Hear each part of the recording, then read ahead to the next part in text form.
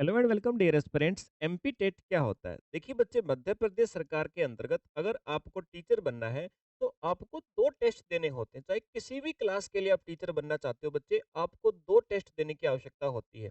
पहला टेस्ट, जिसको हमारे द्वारा एलिजिबिलिटी टेस्ट कहा जाता है या पात्रता परीक्षा कहा जाता है।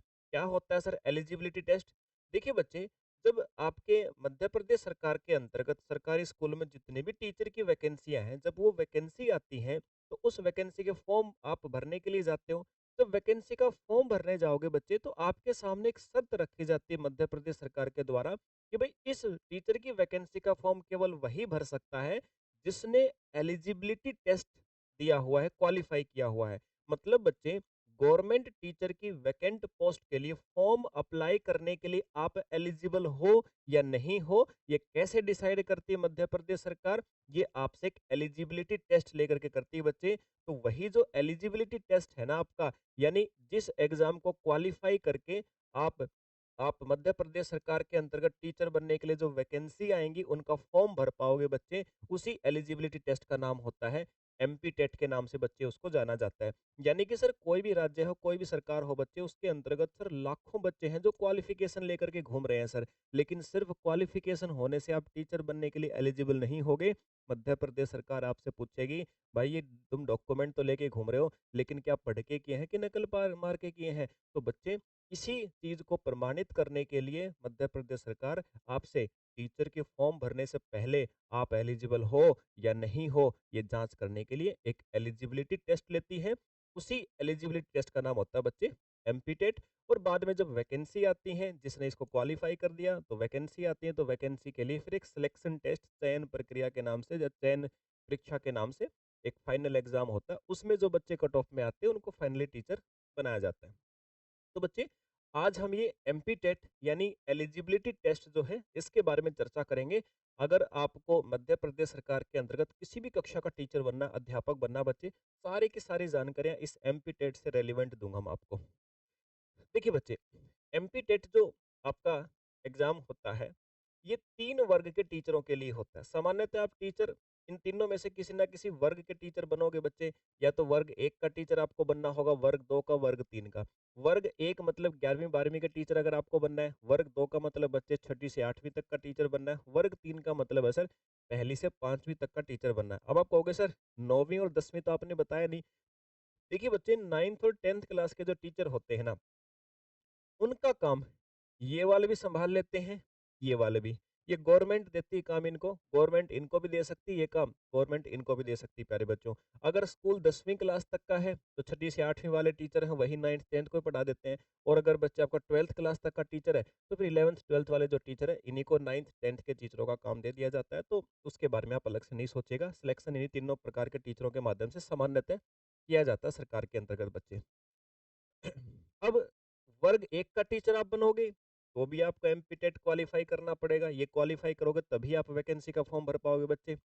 अगर आप वर्ग 2 का बनोगे तो भी एमपी टेट करना पड़ेगा, वर्ग 3 का टीचर बनोगे तो भी एमपी टेट करना पड़ेगा बच्चे। पहली बात तो देखो, क्वालिफिकेशंस तो आप सारे ही बच्चे जानते हो भाई। सारे ही बच्चे जानते हो कि सर वर्ग जो आपका 1 का टीचर, इसके लिए आपका पोस्ट ग्रेजुएशन प्लस बीएड चाहिए होता है। वर्ग 2 का टीचर है सर, इसके अंदर भी आपका 12th प्लस में अगर बीएलएड हो तो वो चल जाएगी बच्चे, या फिर आपका ग्रेजुएशन प्लस में डीएलएड या इक्विवेलेंट, इनके कोई भी कोर्स हो सकता है बच्चे। मैंने जस्ट शॉर्टली आपको बताया, बाकी मैंने एक दूसरी क्लास आपको वीडियो बना रखी है, उसके अंदर सारी डिटेल दे रखी है मैंने। और वर्ग 3 का टीचर है बच्चे, इसमें आप जानते हो सर 12th प्लस में डीएलएड के साथ में आप एलिजिबल हो जाते हो इस एमपी टेट का फॉर्म भरने के लिए। एज की बच्चे बात याद रखें कि एमपी टेट का फॉर्म आप भरते हो, अगर आपने बच्चे वर्ग 3 के लिए भरना है, यानी पहली से 5वीं क्लास तक का टीचर बनना है, तो मिनिमम एज में बच्चे बहुत कंफ्यूज होते हैं। मैं आपको कहता हूँ, कोई एज का क्राइटेरिया नहीं है भाई। मिनिमम एज भाई तुम कितने भी साल के हो, तुम ये एमपी टेट का वर्ग 3 का फॉर्म भर सकते हो बच्चे। ये टेस्ट तुम दे सकते हो। हाँ, एक कंडीशन है कि जिस दिन फाइनली वैकेंसी आएंगी, जिस दिन बच्चे फाइनली वैकेंसी आएंगी ना, तो वैकेंसी का पेपर दे करके तुम टीचर बनना होगा तुम्हें जिस दिन, यानी कि जो फाइनल सिलेक्शन के लिए पेपर होगा ना बच्चे, फाइनली उस समय पे तुम 21 साल के जरूर होने चाहिए। टेट वाला दे सकते हो। मैंने कहा ना, टीचर बनने के लिए 2 टेस्ट, एक एलिजिबिलिटी, एक फाइनल। फाइनल वाले टेस्ट के समय पे 21 साल के होने चाहिए तुम। अब फाइनल वाला एग्ज़ाम एमपी टेट के एग्ज़ाम के 3 महीने बाद भी हो सकता है, 2 महीने बाद भी, 6 महीने बाद भी, 1 साल बाद भी, 2 साल बाद भी, कोई लिमिट नहीं होती बच्चे इसकी। तो उस समय पे आप 21 वर्ष के होने चाहिए, बाकी आप टेट वाला एग्ज़ाम कितनी भी आयु में दे सकते हो। मैक्सिमम ऐज का कोई ऐसा लिमिट नहीं होती, वो राज्य सरकार के अंतर्गत होता है कि भई वो कितना कोई नोटिफ़िकेशन निकाल के आपको बताएँगे, बाकी ऐसा कोई लिमिट नहीं है।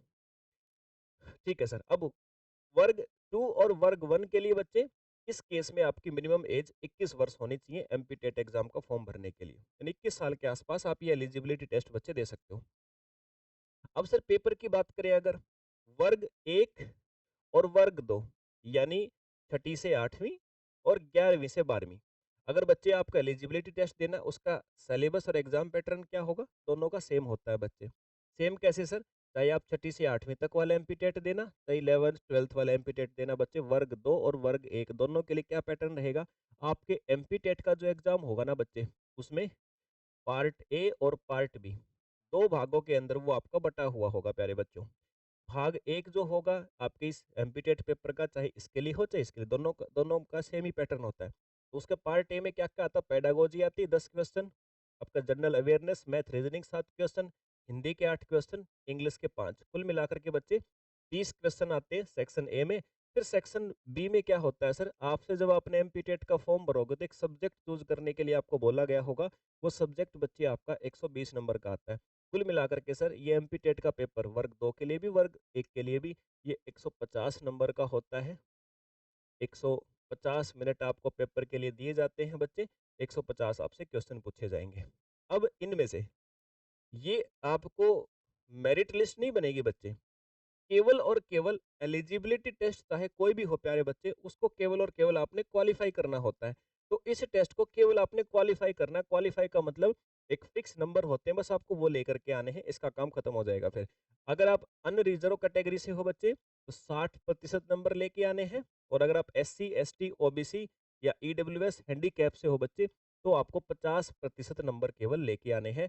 अगर बच्चे आप जनरल कैटेगरी से हो, आपने इसमें 60% नंबर लेके आ गए, यानी 150 में से लगभग 90 नंबर आपने ले लिए बच्चे, ये आपका क्वालिफाई माना जाएगा, आपका एलिजिबिलिटी टेस्ट पास हो गया, यानी आप गवर्नमेंट जॉब की वैकेंसी का फॉर्म भरने के लिए प्यारे बच्चों एलिजिबल हो गए सर। ठीक है भाई। इसके बाद जब आपने एमपी टेट क्वालिफाई कर लिया, फिर आपका वैकेंसी आएंगी, गवर्नमेंट स्कूलों के अंतर्गत सरकार वैकेंसी निकालेगी, फिर वैकेंसी के फॉर्म आप भर पाओगे, यानी आप वैकेंसी का फॉर्म भरने के एलिजिबल होगे। फिर एक फाइनल टेस्ट होगा जिसको सिलेक्शन टेस्ट बोलेंगे उन वैकेंसी का, आप टीचर बन जाओगे बच्चे। ऐसे ही सेम टू सेम अगर वर्ग 3 का टीचर बनना है बच्चे आपको, तो मैंने कहा मिनिमम कोई एज की लिमिट नहीं है सर, लेकिन जब सिलेक्शन टेस्ट होगा, जब फाइनल टेस्ट होगा ना वैकेंसी वाला, तब 21 साल होनी चाहिए। वैसे बच्चे पहली से 5वीं क्लास के टीचर बनने के लिए एमपी टेट का जो पेपर है उसका पैटर्न क्या है? सीडीपी आएगी बच्चे, child development and pedagogy 30 question, language 1 30 question, ये आपने चूज करनी है, लैंग्वेज 2 में भी 30 क्वेश्चन, ये भी आप चूज करोगे फॉर्म भरते समय। मैथमेटिक्स 30 नंबर का, और ईवीएस आएगी बच्चे 30 नंबर की, कुल मिलाकर के 150 क्वेश्चन और 150 मिनट और 150 नंबर के आएंगे। आपका क्वालिफिकेशन वही सेम रहेगा बच्चे। क्वालिफाई मतलब क्वालिफाई कितने में होगा? क्वालिफाई के लिए मैंने बता दिया, जनरल के लिए 60% होगा बच्चे, एससी एसटी ओबीसी ईडब्ल्यूएस और हैंडीकैप के लिए 50% नंबर लेने हैं। मतलब टोटल में से 150 में से यहाँ 150 में से यहाँ पर बच्चे आपको लेने कितने सर? 50%, यानी लगभग 75 नंबर, और बिना रिजर्वेशन वालों को 60% सर आपको लेने होते हैं। तो बच्चे ये था आपका एमपीटेट एग्जाम, जो मैंने बताया क्या होता है, कैसे होता है, क्वालिफिकेशंस आप जानते हैं, नोटिफिकेशन आता अच्छी प्रकार से, उसके अंदर आपके पास में लिखी भी होती हैं। बाकी सारी जानकारी मैंने आप सभी के साथ शेयर की है बच्चे। बाकी अगर किसी भी प्रकार की आपको दूसरी अगर कोई प्रॉब्लम रहती है किसी भी प्रकार की बच्चे, तो आप डिस्कस कर सकते हो। तो चलिए बच्चे, मिलते हैं किसी और सेशन के अंदर। जय हिंद।